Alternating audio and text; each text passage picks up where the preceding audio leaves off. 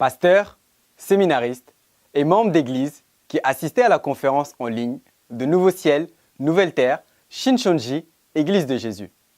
Témoignage sur la prophétie et l'accomplissement de l'Apocalypse, la nouvelle alliance de Dieu. Bienvenue. Je suis Kevin et je serai en charge d'animer cette conférence aujourd'hui. L'actuelle conférence en ligne de Shincheonji est diffusée en direct dans le monde entier. En transcendant les nations, les idéologies, les cultures, nous témoignerons des prophéties de l'Apocalypse et des paroles de l'accomplissement physique qui se sont accomplies et que les croyants doivent connaître. L'Apocalypse est la prophétie du Nouveau Testament et la conclusion de la Bible que tous les croyants doivent connaître.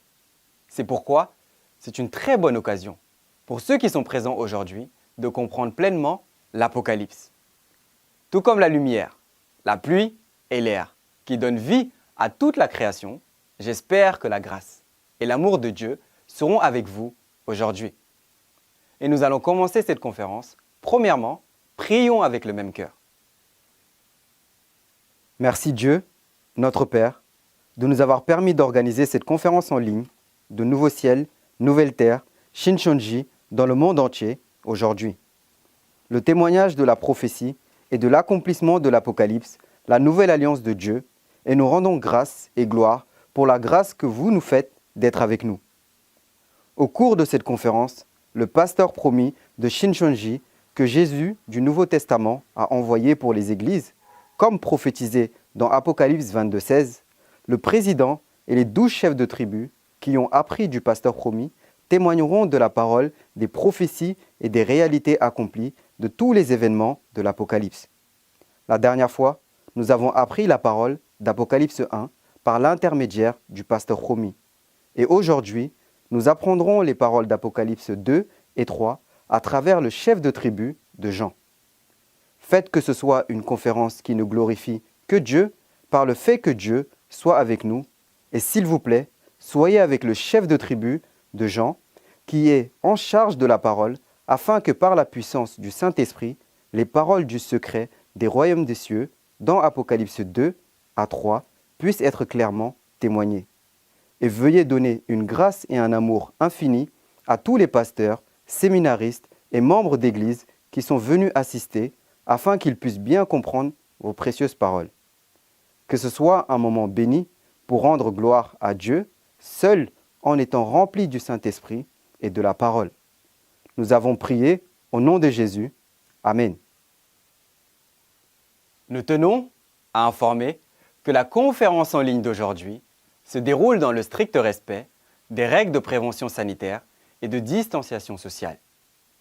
La dernière fois, nous avons appris clairement les paroles d'Apocalypse 1 par l'intermédiaire du pasteur promis. Je crois que c'était un temps de grâce qui a réchauffé le cœur de tous ceux qui ont entendu la parole. Et aujourd'hui, nous allons apprendre les chapitres 2 et 3 de l'Apocalypse à la suite de ce que nous avons vu la dernière fois, par l'intermédiaire du chef de tribu de Jean, l'un des 12 chefs de tribu qui a appris directement du pasteur promis. Les chapitres 2 et 3 de l'Apocalypse sont les chapitres ayant le même thème, les lettres envoyées aux 7 églises. À cause de cela, certaines personnes se méprennent et pensent que l'Apocalypse est une épître. Les paroles de l'Apocalypse sont les paroles de la prophétie concernant les choses qui doivent arriver bientôt. Et les chapitres 2 et 3 de l'Apocalypse relatent de ce qui se passera lors de l'accomplissement de l'Apocalypse aujourd'hui. Apocalypse, chapitres 2 et 3 sont l'alliance entre Jésus et le vainqueur et parlent du messager de l'alliance promis par Dieu et Jésus, le pasteur promis, et des 12 bénédictions que Dieu et Jésus ont promises aux vainqueurs. Ensuite, à travers la conférence d'aujourd'hui, quel est le contenu des lettres que Jésus a envoyées aux messagers des 7 églises? Où sont les 7 églises? Comment Jésus, en esprit, a-t-il envoyé ces lettres? Et comment les églises les ont-elles reçues? Et quelles sont les 12 bénédictions promises par Jésus à celui qui vaincra? Et pourquoi est-ce important pour nous? Aujourd'hui sera le moment d'apporter une explication claire à toutes ces questions et dissiper ses doutes. J'espère que vous obtiendrez une grande réalisation lorsque la réalité de l'Apocalypse sera attestée en détail et que ce sera un moment précieux pendant lequel la lumière de la vérité illuminera votre cœur. Ensuite, je vais laisser la place à Ki-Won Lee, le chef de la tribu de Jean, qui va prêcher la parole. Veuillez l'accueillir avec des applaudissements chaleureux.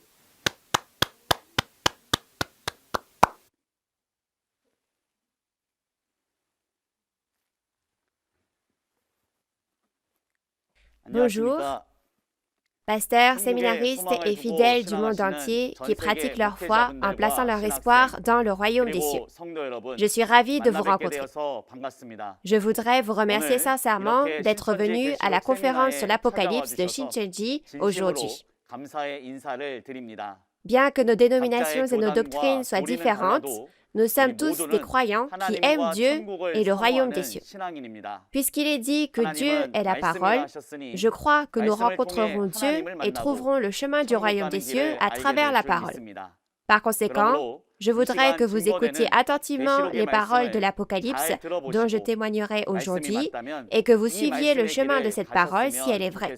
Si je me trompe, merci de me dire ce dont je n'ai pas témoigné correctement. Avant de commencer la conférence d'aujourd'hui, je voudrais me présenter brièvement. Je suis le chef de tribu Ki-Won Lee, choisi au nom de Jean, le disciple de Jésus. J'ai appris la parole révélée et l'accomplissement physique de la part du président de Nouveau Ciel, Nouvelle Terre, Shincheonji, Man-hee Lee, qui a reçu la révélation et m'en suis scellé. Puisque ce que le Seigneur a prophétisé en parabole est apparu en réalité selon la promesse, je vais témoigner clairement de cette réalité, mais je vous ferai une explication résumée en raison des risques de plainte pour diffamation. Cette conférence sur les chapitres 1 à 22 de l'Apocalypse a été prêchée dans le monde entier comme un témoignage spécial. Il semble donc juste que le monde entier l'entende. Depuis combien de temps attendons-nous avec impatience le second avènement de Jésus et l'accomplissement de la nouvelle alliance ? Je suis là pour vous annoncer cette nouvelle. Je suis croyant depuis que je suis petit et j'ai fréquenté plusieurs dénominations et églises. J'ai également fréquenté beaucoup de maisons de prière. J'avais désespérément foi en Dieu et j'ai travaillé dur pour recevoir des bénédictions de Dieu. J'ai aussi fait beaucoup de bénévolat à l'église. Lorsqu'il s'agissait des affaires de l'église, j'en ai fait une priorité sans faire de compromis sur quoi que ce soit. Je croyais que si je faisais cela, Dieu prendrait le contrôle de ma vie et me bénirait. Cependant, avec le temps, ma foi s'est refroidie. Il n'y avait aucune raison particulière, mais au fur et à mesure que je devenais plus occupée dans le monde, mon zèle pour vivre ma foi diminuait et mon cœur envers Dieu se refroidissait progressivement. C'est en ce temps-là que j'ai entendu la parole révélée témoigner à Nouveau Ciel, Nouvelle Terre, Shincheonji. De l'interprétation des paraboles à l'Apocalypse, le zèle et la passion de la foi, qui s'étaient jusque-là refroidis, ont été ravivés par ces paroles claires et certaines, et mon esprit aussi a repris vie. La prophétie et la réalité de l'accomplissement physique étaient si certaines que j'ai pu maintenant obtenir la certitude que j'étais sauvé par la parole et l'accomplissement physique, et non en me persuadant moi-même que j'étais sauvé. Jésus a dit qu'il reviendra au temps de la fin, et qu'en ce temps-là, telle et telle chose arriveront, et que ceux qui appartiennent à ce lieu créé seront avec Dieu, Jésus et le royaume des cieux. Et comme je me trouve dans cet endroit, la parole a prouvé qui je suis. Maintenant que je sais qui je suis et de quoi parle la Bible, je peux vivre avec l'assurance du salut. Aujourd'hui, je voudrais aussi vous témoigner de la parole révélée que j'ai apprise du président Man-hee Lee, le messager que Jésus a envoyé pour les églises. Et j'espère que vous, comme moi, serez également sauvés et apprécierez la joie de vivre dans la parole de vie.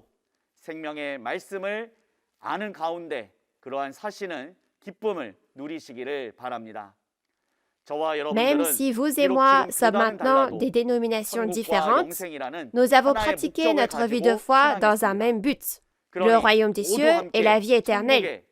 Alors, ne devrions-nous pas aller tous ensemble au royaume des cieux? Mais vous ne savez pas où se trouve le royaume des cieux. Alors, comment comptez-vous y aller? L'Apocalypse nous le dit clairement. Alors, je prie pour que vous l'appreniez et que vous alliez au royaume des cieux.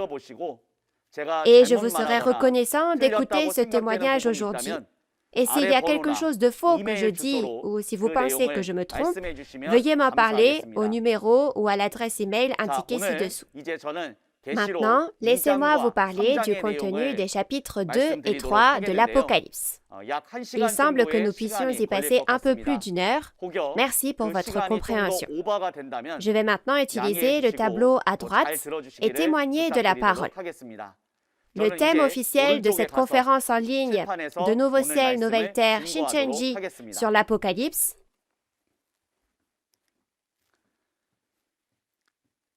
est le témoignage sur la prophétie et l'accomplissement de l'Apocalypse, la nouvelle alliance de Dieu. Les paroles dont je témoignerai aujourd'hui sont les paroles d'Apocalypse chapitre 2 et 3. Si nous devions donner un titre au contenu des chapitres 2 et 3 de l'Apocalypse, nous pourrions dire qu'il s'agit des lettres envoyées aux messagers des 7 églises. Le contenu clé des chapitres 2 et 3 est la promesse entre Jésus et celui qui vaincra. C'est l'alliance entre Jésus et celui qui vaincra.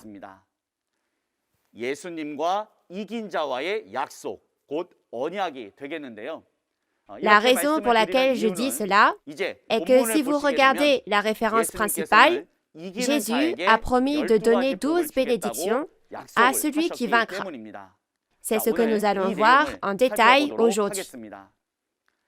Tout d'abord, je sais que vous avez appris le contenu d'Apocalypse 1 à travers le pasteur promis. Dans ce chapitre, il y a une autre chose que nous devons savoir maintenant. Quand on regarde dans Apocalypse 1, versets 12 à 19, Jésus choisit un homme, Jean, et il lui demande d'envoyer des lettres aux 7 églises. Ainsi, maintenant que Jean a été choisi par Jésus, il envoie les lettres aux 7 églises, et c'est le contenu des chapitres 2 et 3. Mais ce que nous devons savoir ici, c'est que l'apôtre Jean a écrit la vision que Jésus lui a montrée il y a 2000 ans. Donc, à cette époque, il avait eu une vision, mais il n'avait pas d'accomplissement ni de réalité physique. Ces paroles étaient des prophéties et, le moment venu, la réalité de ces paroles est révélée et maintenant, ces paroles se sont accomplies. Quand ces paroles s'accomplissent, Jésus, qui a donné cette parole, revient et quand il choisit un homme, il choisit Jean il y a 2000 ans, mais aujourd'hui, Jean de l'ancien temps n'est pas ressuscité et choisi par Jésus pour envoyer des lettres. Il y a une personne qui a été choisie aujourd'hui. Nous allons l'appeler Nouveau Jean. C'est le pasteur de l'accomplissement physique aujourd'hui. Ainsi, aujourd'hui, ce nouveau Jean, qui a été choisi par Jésus, envoie des lettres aux réalités des 7 églises. Ces paroles se sont accomplies aujourd'hui.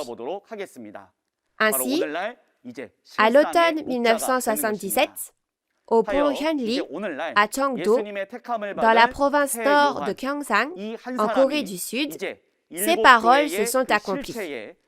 Ainsi, aujourd'hui, Jésus choisit une personne et l'instruit d'écrire des lettres. Alors, quelle est la signification des 7 églises qui reçoivent les lettres? Aujourd'hui, la réalité des 7 églises est apparue. C'est le temple du tabernacle où se trouvent les 7 messagers. Donc, si nous regardons dans Apocalypse 1, verset 20, il est dit que les 7 étoiles sont les messagers des 7 églises et les 7 chandeliers sont les 7 églises.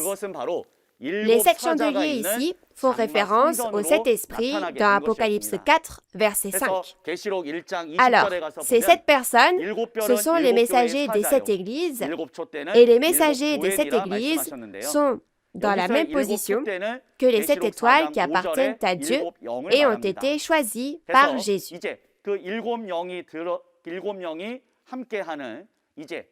Et ces 7 messagers qui sont apparus aujourd'hui ont travaillé dans cette église que vous voyez ici. Le nom de cette église où se trouvaient les 7 messagers est le temple du tabernacle. Ainsi, il y a 2000 ans, Jean a envoyé des lettres dans une vision, mais quand il a envoyé ces lettres dans sa vision, personne ne les a reçues. Mais dans la réalité, le nouveau Jean, qui a été choisi par Jésus, a vraiment envoyé des lettres aux 7 messagers. Examinons le contenu de ces lettres.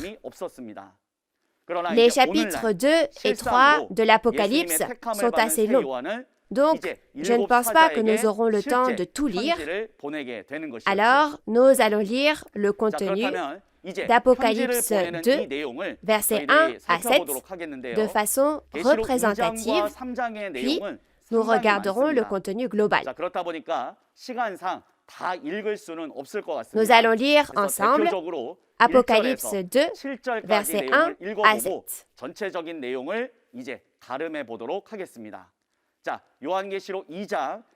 Apocalypse 2, versets 1 à 7. Écrit à l'ange de l'église d'Éphèse, voici ce que dit celui qui tient les 7 étoiles dans sa main droite, celui qui marche au milieu des 7 chandeliers d'or. Je connais tes œuvres, ton travail et ta persévérance.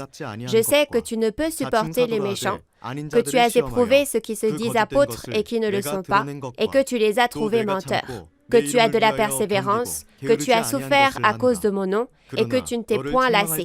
Mais ce que j'ai contre toi, c'est que tu as abandonné ton premier amour. Souviens-toi donc d'où tu es tombé, repens-toi et pratique tes premières œuvres. Sinon, je viendrai à toi et j'ôterai ton chandelier de sa place, à moins que tu ne te repentes. Tu as pourtant ceci, c'est que tu hais les œuvres des Nicolaïtes, œuvres que je hais aussi. Que celui qui a des oreilles entende ce que l'Esprit dit aux églises. À celui qui vaincra, je donnerai à manger de l'arbre de vie qui est dans le paradis de Dieu. Vous avez bien lu?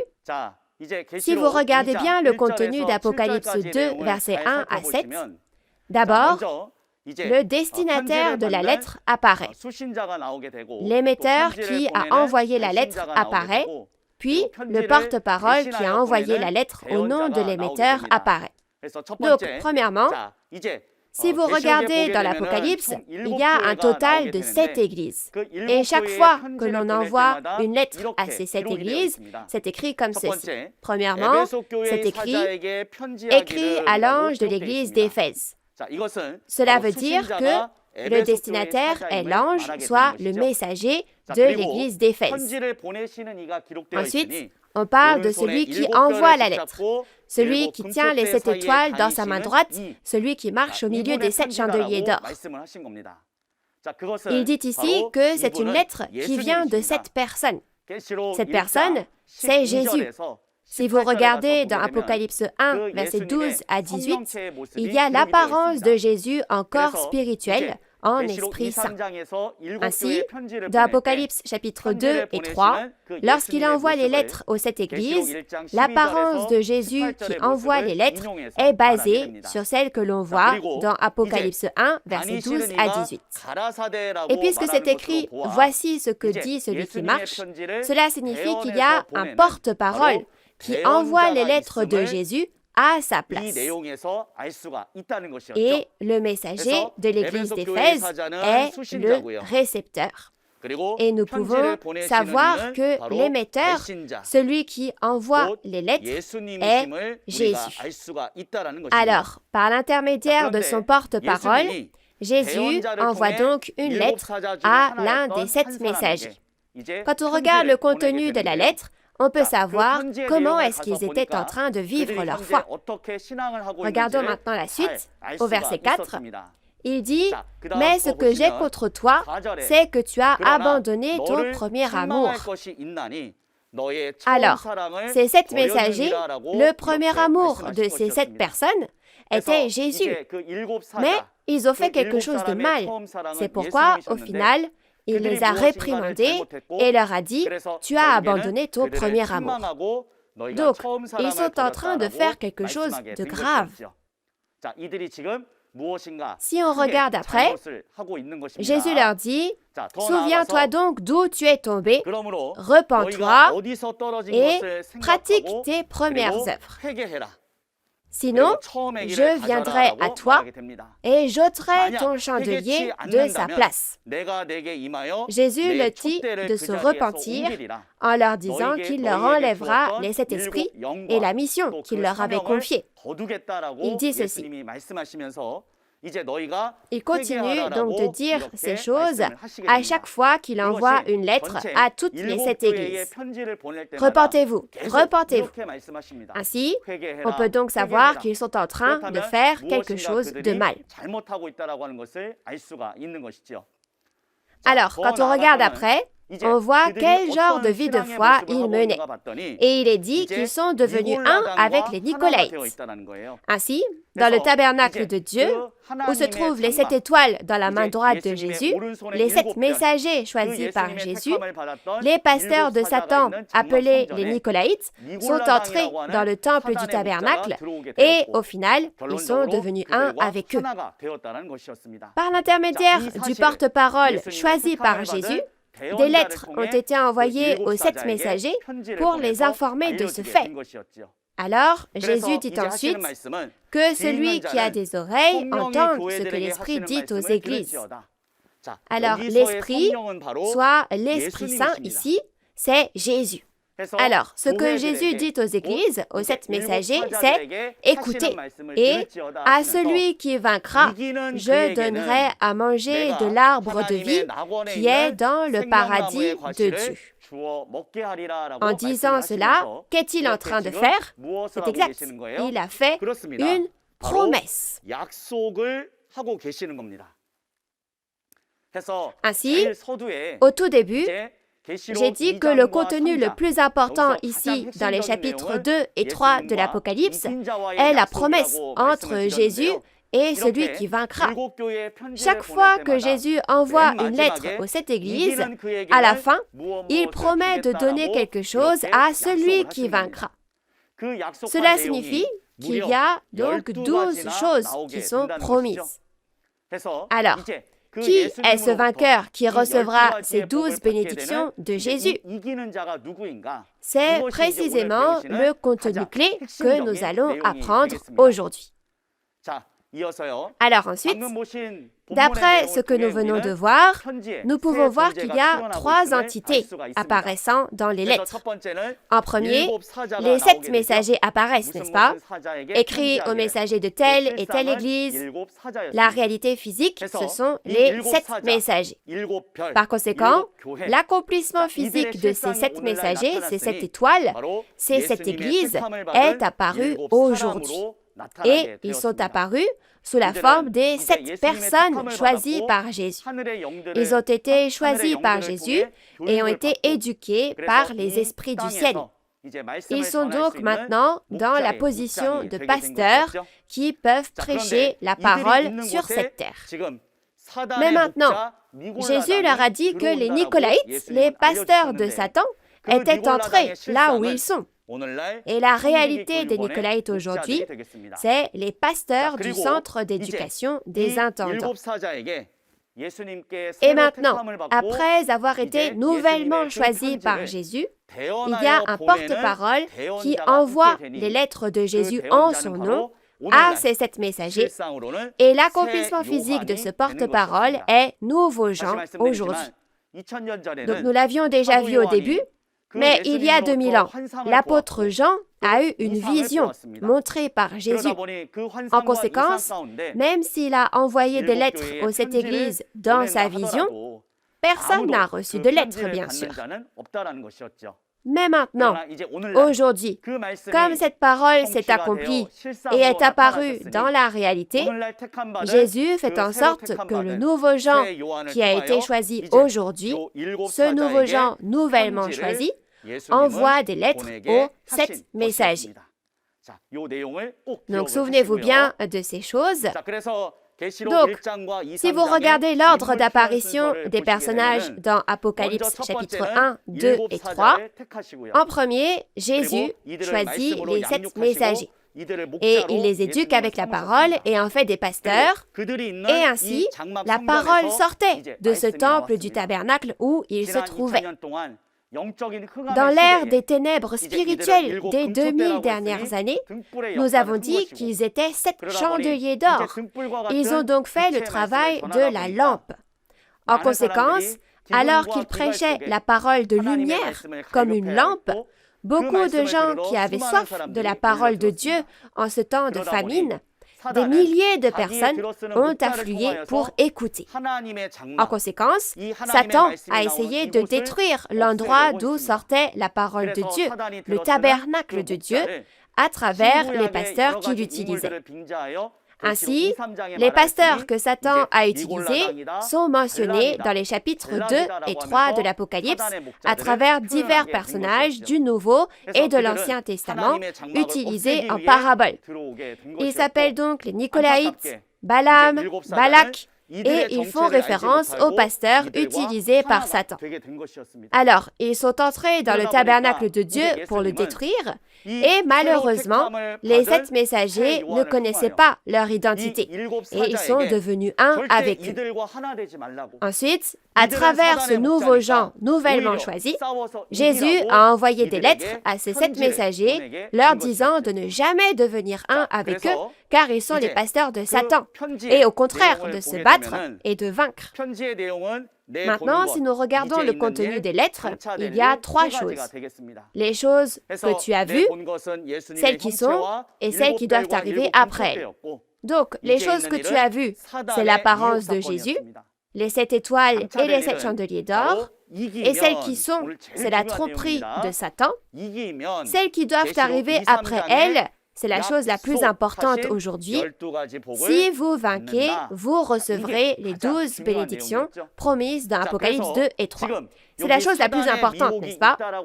Ainsi, en voyant que la tromperie de Satan est ici, nous pouvons connaître la réalité à laquelle sont confrontés les 7 messagers dans le temple du tabernacle. Donc, si vous regardez la parole d'Apocalypse 2, versets 14 à 15, elle explique quel genre de foi les 7 messagers pratiquent actuellement. Donc, si vous regardez ici, au final, cela signifie que les 7 messagers mangent les viandes sacrifiées aux idoles. Balaam et Balak sont des personnages utilisés en parabole, mais en fin de compte, ce sont les Nicolaïtes, les pasteurs de Satan. Alors, ces hommes sont entrés et ont fait manger aux 7 messagers les viandes sacrifiées aux idoles et ils leur ont fait commettre l'impudicité avec Satan.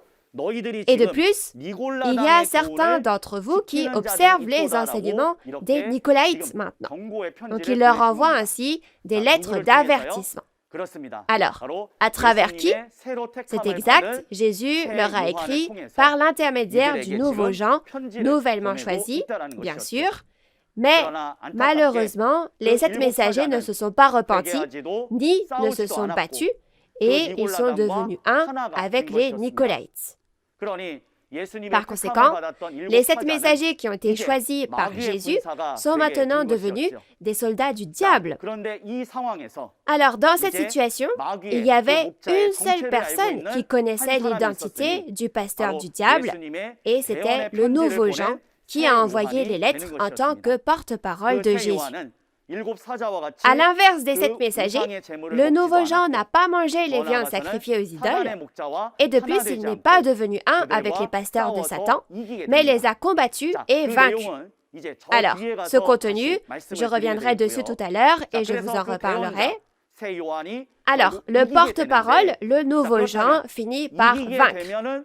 Si on vint, Jésus avait promis de donner combien de bénédictions? 12 bénédictions, n'est-ce pas? Donc nous allons nous concentrer sur ce contenu-là aujourd'hui. Alors, c'est la promesse de Jésus qui a dit, « Si tu vins, je te donnerai les bénédictions. » Je voulais vraiment vous parler de ça. La promesse de Jésus qui a promis de donner les bénédictions aux vainqueurs. Donc, si on regarde Apocalypse 2, verset 7, « Je donnerai à manger de l'arbre de vie dans le paradis. » Ce paradis désigne le royaume des cieux. Et le fruit de l'arbre de vie signifie la parole de vie. Donc, comme vous pouvez le voir sur l'image, il ne parlait pas d'un vrai fruit. Mais en fait, il disait qu'il donnerait le fruit de l'arbre de vie, la parole de vie, à celui qui vaincra. Alors, cela signifie que celui qui vaincra a reçu et mangé cette parole de vie. Deuxièmement, nous allons lire ensemble la parole d'Apocalypse 2, verset 10. Ne crains pas ce que tu vas souffrir. Voici, le diable jettera quelques-uns de vous en prison afin que vous soyez éprouvés. Et vous aurez une tribulation de 10 jours. Sois fidèle jusqu'à la mort et je te donnerai la couronne de vie. Vous avez bien lu? Quand nous regardons Apocalypse 2, verset 10, à la fin, c'est écrit « Sois fidèle jusqu'à la mort et je... » Alors, qui est ce « je » ici? C'est exact, c'est Jésus. Alors, qu'est-ce que Jésus a dit qu'il donnerait? Oui, je te donnerai la couronne de vie. Ainsi, il a dit qu'il donnerait la couronne de vie à celui qui vaincra dans la guerre contre les Nicolaïtes, les pasteurs de Satan. Alors, que signifie la couronne de vie que Jésus donne? C'est la couronne de vie que l'on trouve dans Apocalypse 2, verset 10, Jacques 1, verset 12 et Tite 1, verset 2. Cela signifie que Jésus donne la vie éternelle. Quel devrait être le but de notre foi? Bien vivre et bien manger dans le monde? Non, n'est-ce pas? De toute évidence, Jésus a dit de d'abord rechercher son royaume et sa justice, et de ne pas demander de quoi se vêtir, manger ou boire. Il a dit que toutes ces choses, ce sont les païens qui les recherchent. Donc, le but de cette Bible, le but de la foi et les paroles de Jésus qui est venu il y a 2000 ans, qu'y avait-il dans chaque parole? Il y avait la vie éternelle. Alors, maintenant, nous devons nous efforcer pour nous assurer de recevoir la vie éternelle qui est le but de la foi. La Bible a clairement promis. Jésus a dit que si nous vaincons, il nous la donnera. La vie éternelle sera accordée d'abord à celui qui vaincra. Donc jusqu'à présent, nous avons vu 2 bénédictions. Troisièmement, lisons maintenant les paroles d'Apocalypse 2, verset 11. Que celui qui a des oreilles entende ce que l'Esprit dit aux églises. Celui qui vaincra n'aura pas à souffrir la seconde mort. Vous avez bien lu? Que celui qui a des oreilles entende ce que l'Esprit, le Saint-Esprit, c'est Jésus, n'est-ce pas, entende ce que l'Esprit dit aux églises, et celui qui vaincra n'aura pas à souffrir la seconde mort. Alors, que signifie le fait que le vainqueur n'a pas à souffrir la seconde mort? Ne pas souffrir la seconde mort signifie éviter le châtiment de l'enfer. Ainsi, la première mort fait référence à la mort du corps, mais ça ne s'arrête pas là, car l'homme a aussi un esprit. Il y a aussi un châtiment que notre esprit recevra. Si nous regardons le chapitre 20 de l'Apocalypse, il est dit que le jugement est maintenant rendu par la parole de Dieu. Alors, le but de notre foi est d'aller au royaume des cieux et d'entrer dans la vie éternelle. Donc, nous ne devrions jamais recevoir le châtiment de l'enfer, n'est-ce pas? Donc, tout d'abord, nous voyons que la Bible promet d'éviter le châtiment de l'enfer, d'abord pour celui qui vaincra, et donne cette bénédiction à celui qui vaincra. Vous devez savoir que les paroles de Jésus, je donnerai ceci à celui qui vaincra, c'est le point le plus important des chapitres 2 et 3. Regardons maintenant la quatrième bénédiction. Nous allons lire Apocalypse 2, verset 17. Que celui qui a des oreilles entende ce que l'Esprit dit aux églises. À celui qui vaincra, je donnerai de la manne cachée et je lui donnerai un caillou blanc. Et sur ce caillou blanc est écrit un nom nouveau que personne ne connaît, si ce n'est celui qui le reçoit. Alors, en regardant les paroles d'Apocalypse 2, verset 17, que celui qui a des oreilles entende ce que l'Esprit, donc le Saint-Esprit, ici il parle de Jésus, n'est-ce pas, entende ce que l'Esprit dit aux églises. À celui qui vaincra, je donnerai de la manne cachée et je lui donnerai un caillou blanc. Et sur ce caillou est écrit un nom nouveau. Il a dit que personne ne connaît ce nom, sauf celui qui le reçoit. Alors, Jésus promet à celui qui vaincra. Il lui a promis deux choses cette fois, n'est-ce pas? Il a dit qu'il lui donnerait la manne cachée et le caillou blanc. Nous allons donc regarder ce contenu. Donner la manne cachée signifie révéler les paroles du secret du royaume des cieux. Regardons d'abord la manne du temps de Moïse. Dans Exode 16, verset 31, et ci-dessous, nous voyons que Dieu a fait sortir les Israélites d'Égypte à travers Moïse et leur avait donné de la manne et des cailles le matin et le soir. Cependant, comme la manne était de la nourriture physique, même s'ils ont mangé cette nourriture physique, ils ont fini par mourir.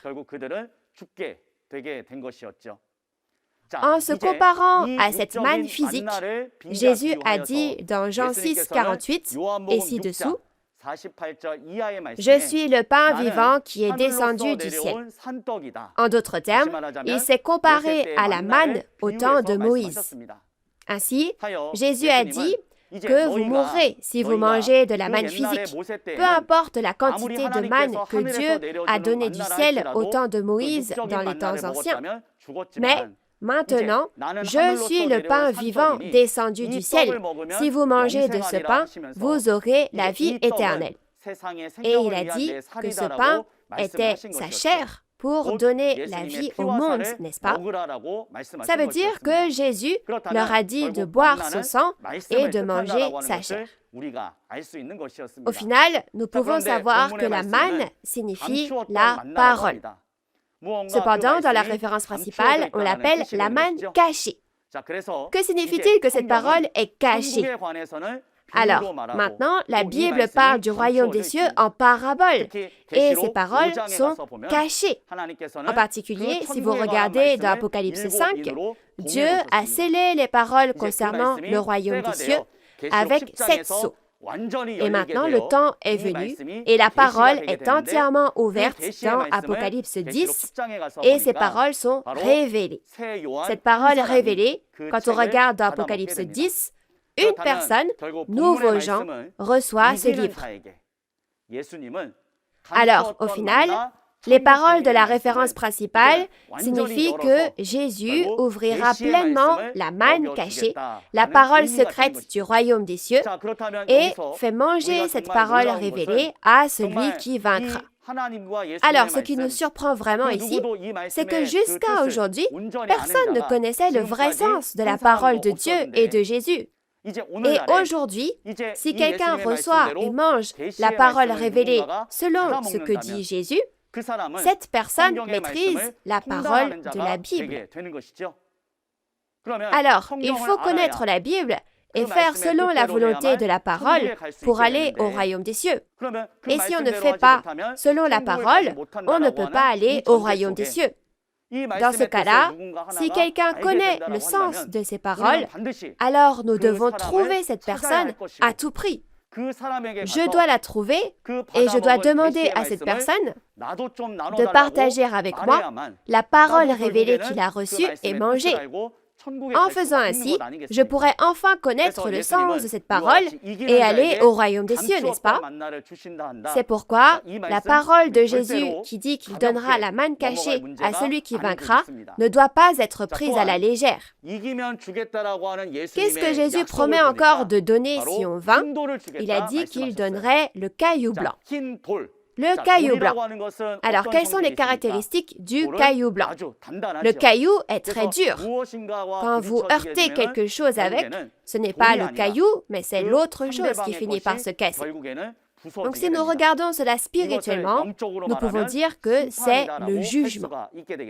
Donc, ce que signifie le caillou blanc, c'est le pouvoir de juger. Cependant, le jugement est basé sur la parole de Dieu. Donc ce n'est pas le jugement basé sur nos propres pensées. Ainsi, au jour de Moïse, dans les temps anciens, les paroles de Dieu étaient gravées sur la pierre. Et Moïse gouvernait et jugeait aussi le peuple d'Israël avec les paroles gravées sur la pierre. Dans Jean 12, verset 48, il est dit qu'il y aura un temps où cette parole jugera les hommes au dernier jour. En fin de compte, le pouvoir de juger, soit le caillou blanc, est le jugement par la parole de Dieu. S'il est dit que ce pouvoir de juger est donné à celui qui vaincra, alors celui qui vaincra reçoit la parole révélée, soit la manne cachée, et a le pouvoir de juger avec cette parole. C'est une chose vraiment extraordinaire.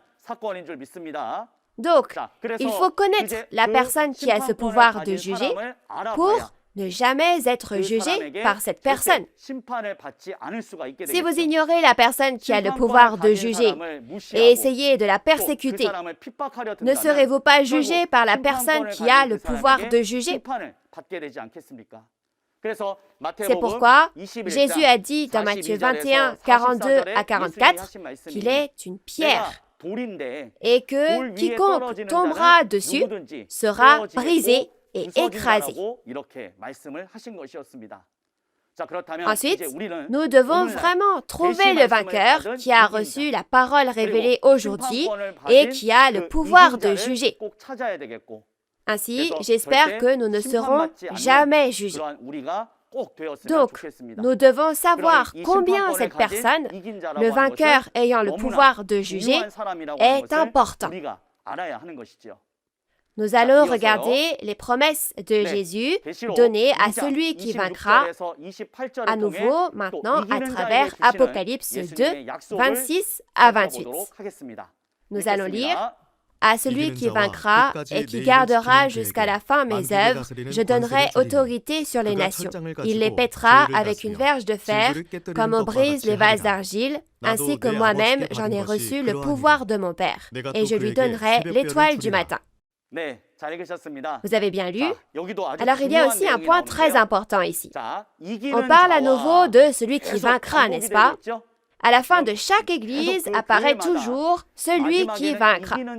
À celui qui vaincra et qui gardera jusqu'à la fin des œuvres. Alors regardez ici. Je lui donnerai autorité sur les nations. Le pouvoir de régner sur les nations. Toutes les nations. Il n'y a pas d'exception. Lors d'un événement important, quand nous accrochons des drapeaux, nous accrochons les drapeaux de toutes les nations, n'est-ce pas? Donc les drapeaux de tous les pays s'y trouvent. Alors, à qui Jésus donne-t-il maintenant l'autorité de paître toutes les nations? Oui, il a promis de la donner à celui qui vaincra. Et je lui donnerai autorité sur les nations. Donc lui, ça veut dire celui qui vaincra. Il les pètera avec une verge de fer, comme on brise les vases d'argile, ainsi que moi-même. Donc qui est ce moi? C'est Jésus dont on parle, n'est-ce pas? Il a dit ainsi que moi-même, j'en ai reçu le pouvoir de mon Père. Alors, dans cette parole ici, on voit que Jésus donne à celui qui vaincra l'autorité pour régner sur les nations. C'est-à-dire que la verge de fer lui est donnée. Tout comme Jésus a reçu la verge de fer de Dieu dans le passé, maintenant, Jésus a promis de donner la verge de fer à celui qui vaincra. Puis, ensuite, Et je lis, donc je, c'est Jésus. Et qui est celui? C'est celui qui vaincra. Il a dit qu'il donnera l'étoile du matin à celui qui vaincra. Ensuite, regardons ces deux choses. La verge de fer et l'autorité pour paître toutes les nations et l'étoile du matin. Donc le pouvoir de la verge de fer pour paître les nations, la verge de fer, ça fait référence donc à un bâton de fer. Le bâton de fer fait référence à l'autorité pour régner éternel. Avant aussi, quand on regarde, il symbolisait le pouvoir de régner. Et les chefs avaient un bâton comme celui-ci. Alors, tout à l'heure, nous avons vu que Jésus lui a donné la manne cachée, le fruit de l'arbre de vie dans le paradis, soit la parole de vie de Jésus, n'est-ce pas? Alors, cela signifie qu'il lui a donné le pouvoir de gouverner toutes les nations avec cette parole. Et quand on regarde dans Psaume 2, verset 9, qu'a-t-on dit plus tôt? Il a dit que j'ai aussi reçu de mon Père. Donc, si on regarde dans Psaume 2, verset 9, Dieu dit « Tu es mon fils ». Et il dit « Je t'ai engendré ». Et il a donné à son fils une verge de fer. Et il a dit que le fils donne le jugement qui consiste à briser comme des vases d'argile avec une verge de fer. Mais maintenant, si nous regardons Jean, chapitre 17, verset 2, nous voyons que c'est Jésus qui a reçu l'autorité sur toutes les nations. Mais si nous regardons Jean, chapitre 17, verset 8, cette autorité, c'est la parole de Dieu. Alors maintenant, l'autorité de la verge de fer, soit l'autorité pour paître toutes les nations, que Jésus donne aujourd'hui à celui qui vaincra, n'est pas faite avec la pensée des hommes, mais la parole de Dieu. Ainsi, quand on regarde dans Jean 5, Jésus dit que son jugement est juste parce qu'il ne cherche pas sa volonté, mais qu'il fait selon la parole de Dieu. Donc c'est ainsi qu'il a dit. Donc c'est très important. Celui qui vaincra recevra le pouvoir éternel pour régner. Mais régner avec quoi? C'est exact, avec la parole de Dieu. Il lui a également donné le pouvoir de juger et l'autorité pour paître. Donc tout lui est donné. À qui? À celui qui vaincra. Alors, si nous croyons vraiment en cette Bible, puisque nous sommes croyants, si nous aimons cette Bible, nous devons rencontrer ce vainqueur dont Jésus a parlé. N'est-ce pas la seule façon d'aller vers lui, de recevoir et manger la nourriture pour la vie éternelle et de ne pas être jugé par lui? Alors, maintenant, nous avons vu jusqu'à la 6e bénédiction. Donc, Jésus ne cesse de dire à celui qui vaincra, « Je donnerai telle et telle bénédiction ». Donc, que fait-il? Il fait une promesse. Vous devez garder cela à l'esprit. Alors, septièmement, à celui qui vaincra, je donnerai quoi? Je donnerai l'étoile du matin. Alors, l'étoile du matin, quand on regarde Apocalypse 22, verset 16, il dit, « Moi, Jésus, je suis l'étoile du matin. » Alors, je donnerai l'étoile du matin à celui qui vaincra. Ces paroles signifient que Jésus est un esprit et le vainqueur aujourd'hui, nouveau Jean, est une chair. Jésus devient un avec le vainqueur, c'est-à-dire que l'esprit et la chair s'unissent et ils vivent ensemble. Alors, qui est avec le vainqueur? Oui, c'est l'esprit de Jésus. Ce ne sont pas des paroles d'hommes, c'est la promesse de Jésus.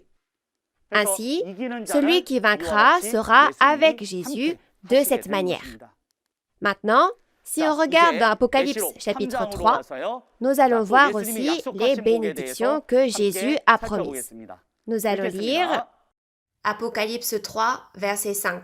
« Celui qui vaincra sera revêtu ainsi de vêtements blancs. Je n'effacerai point son nom du livre de vie, et je confesserai son nom devant mon Père et devant ses anges. » Alors, celui qui vaincra sera revêtu ainsi de vêtements blancs, comme ici, et ce « je » ici, c'est qui? C'est Jésus. Donc, quel est ce nom? Le nom du vainqueur ne sera pas effacé du livre de vie, mais je confesserai son nom devant mon Père et devant ses anges. Donc, il y a deux autres bénédictions données à celui qui vaincra. La première consiste à porter des vêtements blancs. La seconde est que son nom sera écrit dans le livre de vie et n'en sera jamais effacé. Donc, il lui donne encore ces deux bénédictions. C'est vraiment une bénédiction d'en recevoir déjà ne serait-ce qu'une seule. Mais 12 lui sont donnés.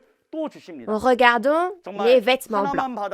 Alors, quand on parle des vêtements blancs, au final, les vêtements renvoient aux vêtements du cœur. Cependant, dire que les vêtements de son cœur sont devenus blancs signifie que les œuvres sont reconnues par Dieu et Jésus comme étant justes. Dieu et Jésus reconnaissent comme juste la foi de cette personne, sa vie de foi et ses actions. Alors, si on regarde dans la Bible, de quel genre de personne s'agit-il? Oui, ce sont les actions de celui qui vaincra qui sont reconnues comme justes par Jésus. Donc, c'est ce qu'il dit. Ensuite, son nom sera écrit dans le livre de vie. Il n'en sera pas effacé. Je le confesserai devant mon Père et devant ses anges. J'écrirai son nom dans le livre de vie.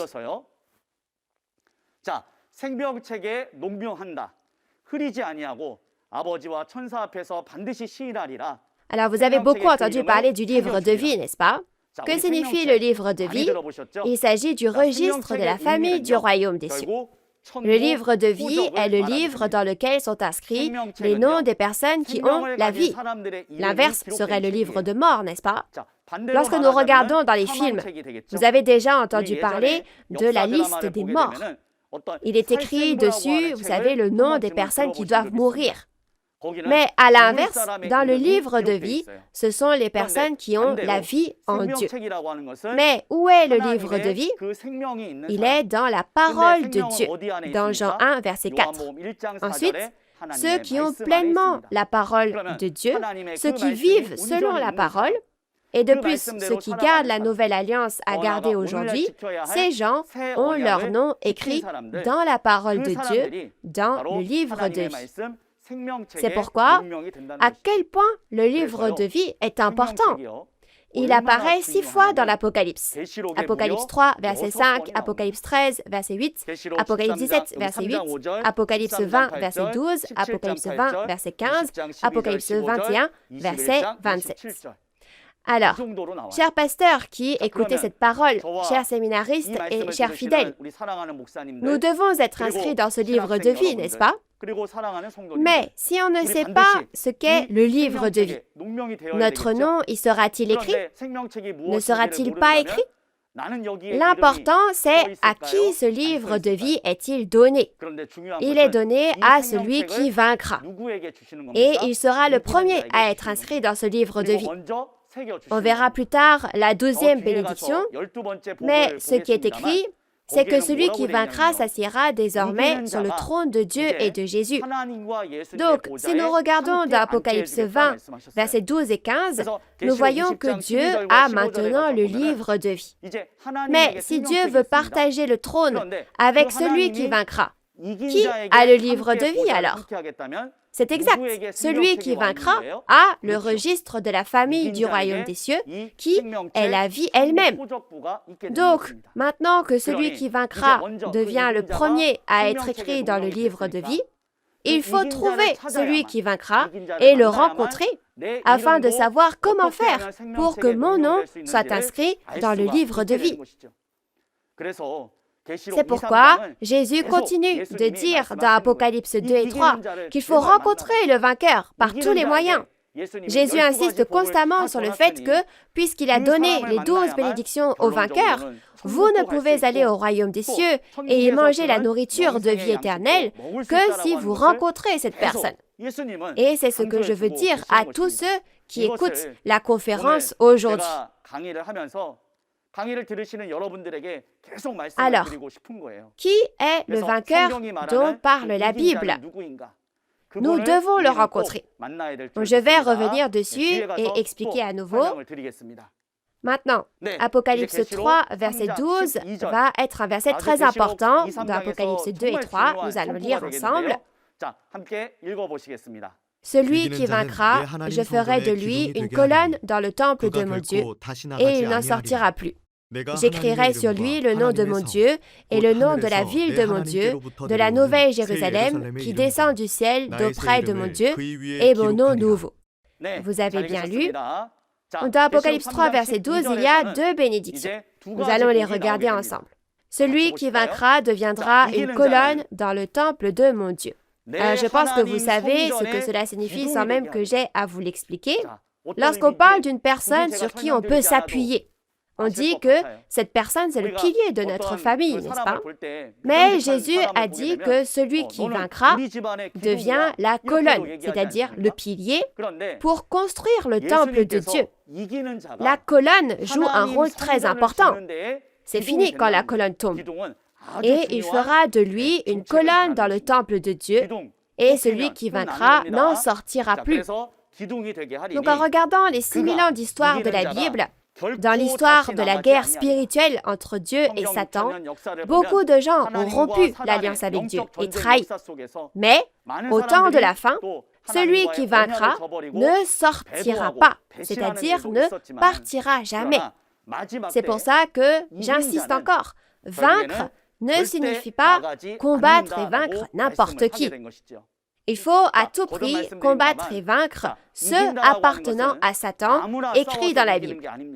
Ainsi, les 7 messagers se sont battus et ont perdu contre les Nicolaïtes, les pasteurs du Centre d'éducation des intendants. Si Jésus a dit qu'il donnerait cette bénédiction à celui qui combat et vainc les Nicolaïtes, alors celui qui combat et vainc les Nicolaïtes devient le vrai vainqueur. Il devient le vainqueur dont parle la Bible. Alors, à celui qui vaincra, j'écrirai sur lui le nom de mon Dieu et le nom de la ville de mon Dieu, de la nouvelle Jérusalem, qui descend du ciel de mon Dieu, et mon nom nouveau. Alors, ici, il parle de deux choses. La première, c'est que celui qui vaincra deviendra une colonne dans le temple de Dieu.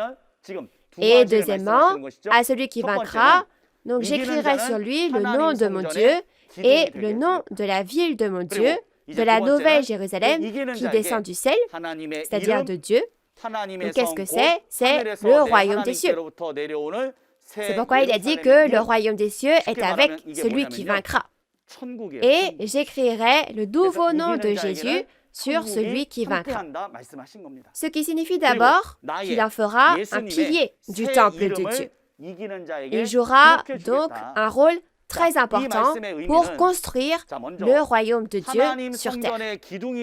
Ainsi, afin de bâtir le royaume de Dieu, à celui qui combat et vainc les Nicolaïtes, il donne la parole de vie, le pouvoir de juger, la manne cachée. Il donne tout. Ainsi, le royaume de Dieu s'établit sur cette terre selon la parole de Dieu. La Bible dit que celui qui vaincra est au centre de ce royaume.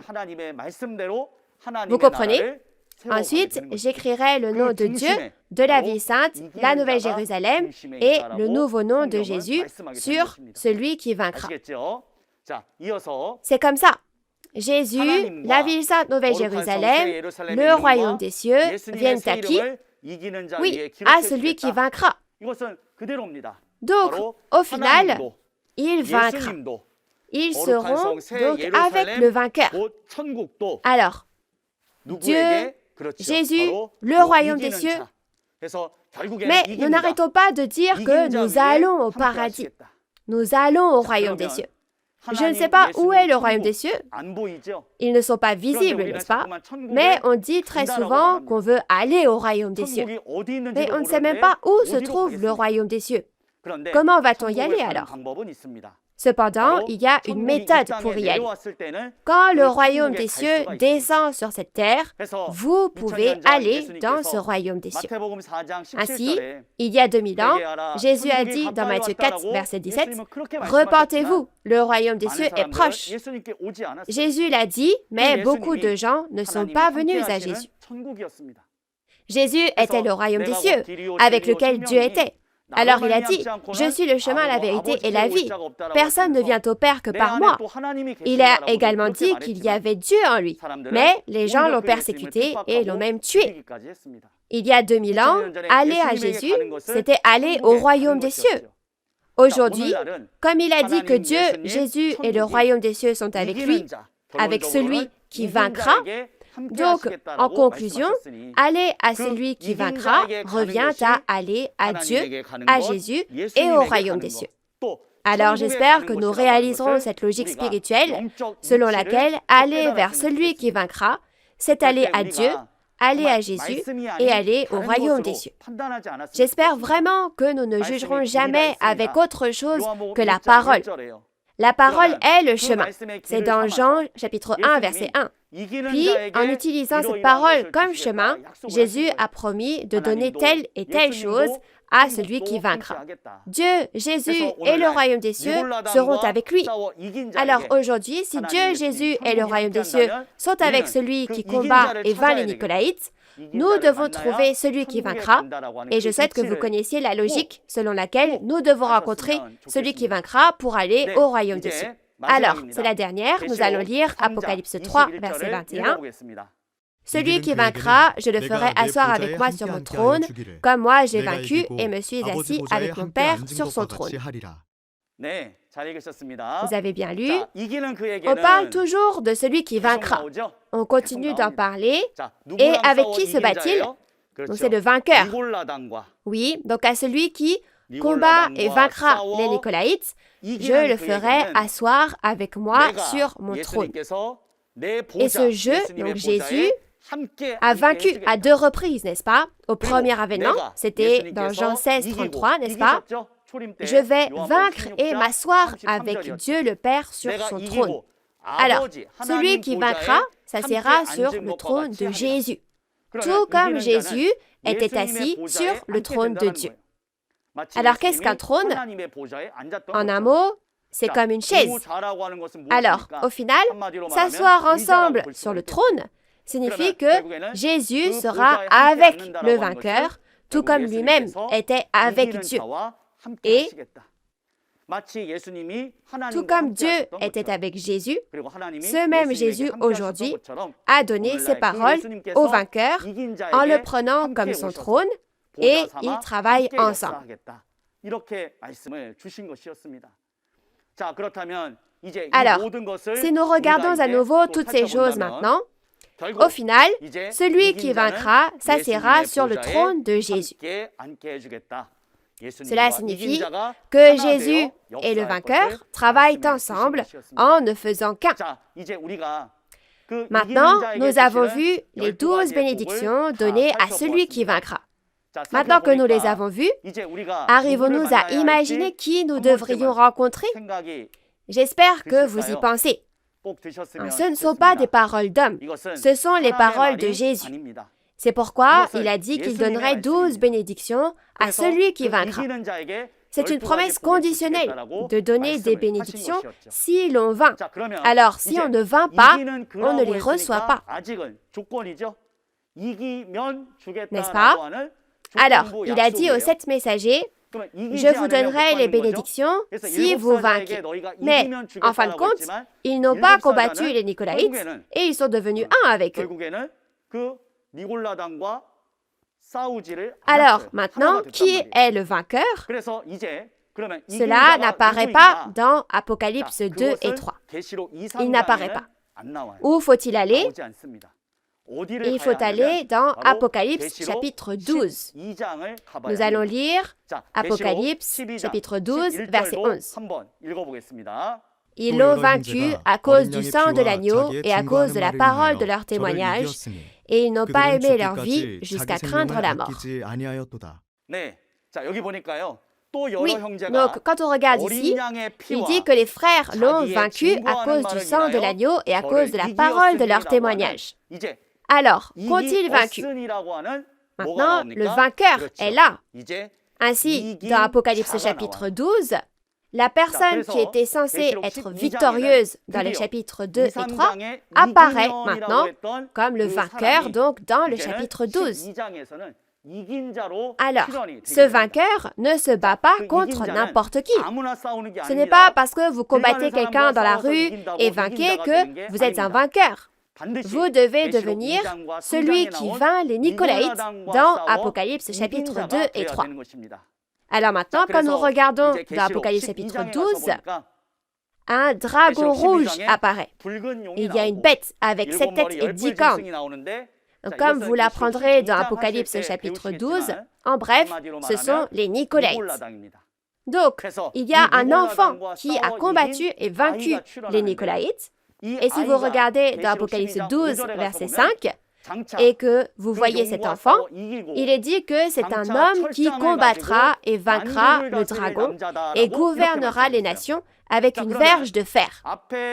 Maintenant, si vous vous souvenez bien de ce que j'ai dit plus tôt, Apocalypse 2, versets 26 à 27, qu'est-ce qui est donné à celui qui vaincra avec l'autorité de régner sur les nations? La verge de fer. Il combattra le dragon et vaincra, et à l'avenir, il gouvernera toutes les nations avec la verge de fer. Qui est donc cet enfant? C'est le vainqueur avec la verge de fer. Alors aujourd'hui, le vainqueur est enfin apparu sur cette terre. Ainsi, on l'appelle le nouveau Jean. Et Jésus a dit qu'il lui donnera ses bénédictions, comme promis, s'il vainc. Comme il a vaincu et reçu les 12 bénédictions selon la promesse, cette personne devient le pasteur que Jésus a promis. Vous comprenez? Donc, ce pasteur devient le pasteur de Dieu et de Jésus. Donc, c'est comme ça qu'il a vaincu. Après avoir vaincu, il a reçu toutes les 12 bénédictions. Et elles incluent donc la parole de vie, la nourriture de vie éternelle, l'autorité de la verge de fer, le pouvoir de juger, le livre de vie et la bénédiction d'être avec Dieu, Jésus et le royaume des cieux. Tout ça est donné à qui? Il a dit qu'il a tout donné à celui qui vaincra. Alors, notre vie de foi consiste à trouver ce vainqueur à tout prix. De même qu'il fallait trouver Jésus au premier avènement et l'accepter pour devenir enfant de Dieu, aujourd'hui, rencontrer le pasteur qui a la parole de vie et recevoir la parole révélée de ce pasteur, c'est parce qu'on veut aller au royaume des cieux en mangeant la parole de vie. Ainsi, moi aussi, je dois manger la parole de vie et rencontrer ce vainqueur pour pouvoir aller au royaume des cieux. Alors maintenant, c'est la conclusion de la parole d'aujourd'hui. Aujourd'hui, nous devons vraiment rencontrer le vainqueur à qui Jésus a promis de donner les 12 bénédictions s'il vainc. Il faut rencontrer le vainqueur pour pouvoir recevoir et manger la nourriture de la vie éternelle, la parole de vie, et faire selon la volonté de cette parole. Et en suivant la volonté de la parole, vous pourrez aller au royaume des cieux sans ajouter ni retrancher. Nous devons rencontrer le vainqueur pour être sauvés et nous devons appartenir au vainqueur pour recevoir et manger la nourriture de la vie éternelle et ainsi nous pouvons aller au royaume des cieux. Il ne s'agit pas de faire du vainqueur un Dieu. Ne vous méprenez jamais. Ainsi, notre nouveau ciel, nouvelle terre, Shincheonji, est le nouveau ciel, nouvelle terre, Shincheonji, Église de Jésus, le temple du tabernacle du témoignage. Nous croyons en Dieu. C'est aussi une dénomination dont Jésus est le maître. Le pasteur qui vint, le pasteur promis, a reçu la parole de Dieu et de Jésus. Pourquoi? Parce qu'il a fait selon la Bible. Comment? Il a combattu et vaincu les Nicolaïtes. Alors le vainqueur sait qui sont les Nicolaïtes. Il sait qui est monsieur Untel et monsieur Untel, y compris leur apparence et aussi le nom de ces personnes. De plus, il y avait 7 messagers de Jésus. Et les Nicolaïtes sont entrés dans le tabernacle où se trouvaient les 7 messagers. Et le pasteur promis les a combattus et il a vaincu ces Nicolaïtes. Le pasteur promis connaît qui d'autre encore alors? Il connaît les 7 étoiles. Il connaît Monsieur Untel et Monsieur Untel et à quoi ressemble leur visage et si ce sont des hommes ou des femmes. Donc, une chose que je tiens vraiment à vous dire, c'est qu'aujourd'hui, Dieu a lui-même écrit la parole du secret du royaume des cieux dans Apocalypse 5, verset 1, et il l'a lui-même gardé et l'a donné à Jésus aujourd'hui. Lorsque Jésus ouvre les sceaux du livre et accomplit ce qui est écrit dans chaque chapitre, l'accomplissement physique, la réalité de l'Apocalypse est enfin révélée. Les 7 étoiles sont 7 églises. Ce ne sont pas des étoiles et des églises qui apparaissent, mais ce sont 7 personnes qui apparaissent dans la réalité. Et pour les Nicolaïtes, alors, Nicolas de l'ancien temps est-il apparu? Ce n'est pas comme ça. C'est la personne qui lui correspond qui est apparue. Alors, quand Jésus a accompli toutes ces réalités, une personne a vu et entendu à ses côtés. Et Jésus lui a tout dit. Il lui a révélé tous les secrets dans l'Apocalypse. Alors maintenant, celui qui a vaincu, le pasteur promis, a tout vu et tout entendu à côté de Jésus. Et c'est pourquoi Jésus a dit dans Apocalypse 22, 16, « Moi, Jésus, j'ai envoyé mon ange pour vous attester ces choses dans les églises. » Et il l'envoie pour qu'il atteste de ce qu'il a vu et entendu. Où ça? Dans les églises. C'est pourquoi le but de cette conférence en ligne de Nouveau Ciel, Nouvelle Terre, Shincheonji sur l'Apocalypse est que le pasteur promis, le vainqueur, fasse connaître aux églises, à nos chers pasteurs, séminaristes et fidèles, la réalité de l'accomplissement de l'Apocalypse selon le commandement de Jésus. Alors maintenant, vous aussi, n'hésitez pas à apprendre cette parole. Et aujourd'hui, comme promis, le vainqueur qui a reçu les 12 bénédictions de Jésus est apparu sur cette terre. Quand nous regardons dans Apocalypse 1, verset 1, nous voyons que ce n'est pas en priant que Jésus vient enseigner à tout le monde, mais il donne cette parole à une seule personne. Alors j'espère que vous allez tous venir vers le vainqueur qui a reçu et mangé toutes ces paroles de vie, le fruit de l'arbre de vie et la manne cachée, par la victoire, et obtiendrez cette nourriture. Et maintenant, recevons et mangeons aussi cette nourriture de la vie éternelle, et non seulement le vainqueur, mais nous aussi. Si quelqu'un veut aller au royaume des cieux, nous devons combattre et vaincre ce Satan, le diable et le monde avec cette parole de vie et la parole de vérité. Donc, j'espère que nous recevrons et mangeons tous la nourriture de la vie éternelle, que nous rencontrerons le vainqueur que Jésus a promis et que nous irons tous au royaume des cieux ensemble à travers la parole. Moi et les pasteurs, séminaristes et les croyants, même si nos dénominations et nos doctrines sont différentes actuellement, nous croyons en Dieu et en Jésus. Nous lisons la même Bible et de plus, nous croyons que ce que nous voulons vraiment, c'est l'espoir du royaume des cieux et de la vie éternelle. Donc, nous devons y entrer tous ensemble, selon cette parole, n'est-ce pas? Ne nous disputons pas les uns avec les autres, ne nous critiquons pas les uns les autres et ne nous persécutons pas. Mais j'espère que nous nous aimerons les uns les autres comme Jésus l'a dit. Aimez-vous les uns les autres comme je vous ai aimés. Je vous aime aussi.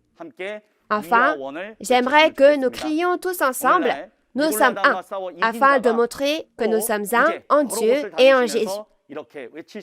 Aujourd'hui, le vainqueur qui a combattu et vaincu les Nicolaïtes s'est également rendu à divers endroits et a crié comme ceci. Ainsi, pour montrer que nous sommes un en Dieu et en Jésus, nous allons lever notre index comme ceci et crier ensemble, nous sommes un. Et ensuite, je prierai pour terminer. Nous croyons que nous sommes un en Dieu et en Jésus. Nous sommes un, we are one. Nous allons prier ensemble. Dieu très saint, notre Père, nous te rendons grâce et gloire de nous avoir accordé un jour précieux comme aujourd'hui et de nous avoir guidés afin que chacun puisse devenir un et venir à la parole de Dieu. Dieu notre Père, maintenant, selon la parole de Dieu, cet Apocalypse s'est accompli aujourd'hui. Et selon cette parole de l'Apocalypse, le messager que Jésus a promis et celui qui a combattu et vaincu les Nicolaïtes est apparu sur cette terre.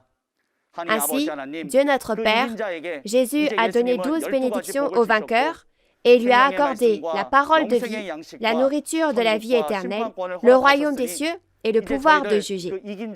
Aide-nous à rencontrer ce vainqueur et à obtenir et manger la nourriture de la vie éternelle afin de vivre éternellement avec Dieu dans le royaume des cieux. Aidez-nous également à ne pas nous disputer les uns avec les autres, à nous aimer et à devenir un en Dieu et en Jésus, afin de devenir les croyants qui hériteront du royaume des cieux et de la vie éternelle auquel nous aspirons tous tant. Nous prions désespérément que la grâce infinie de Dieu soit toujours avec nos chers pasteurs, séminaristes et fidèles. Et nous avons sincèrement cru et prié toutes ces paroles au nom de Jésus, qui est notre Sauveur. Amen.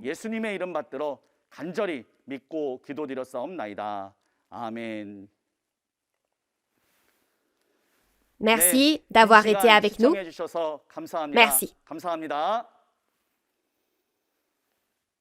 Ne voulons-nous pas aller dans ce royaume des cieux? Levez la main si vous voulez aller au royaume des cieux. Comment pouvons-nous aller au royaume des cieux? Est-ce à nous d'aller au royaume des cieux où est Dieu? Ou le royaume des cieux viendra-t-il? Qui a besoin d'écouter ça? Ce sont les pasteurs chrétiens du monde entier. Parce que maintenant, enfin, s'accomplit l'œuvre du salut par le sang de Jésus. Je vous aime tous. Soyons un. We are one.